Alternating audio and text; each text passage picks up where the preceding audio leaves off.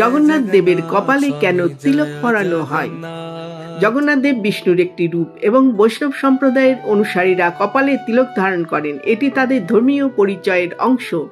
জগন্নাথের তিলক বিশেষভাবে বৈষ্ণবীয় প্রতীক, যা ভগবানের প্রতি ভক্তি ও আনুগত্য প্রকাশ করে। হিন্দু ধর্মে কপালে তিলক লাগানোকে অত্যন্ত শুভ বলে মনে করা হয়। এটি মনের একাগ্রতা বাড়ায়, নেতিবাচক শক্তি দূর করে এবং ইতিবাচক শক্তি বৃদ্ধি করে।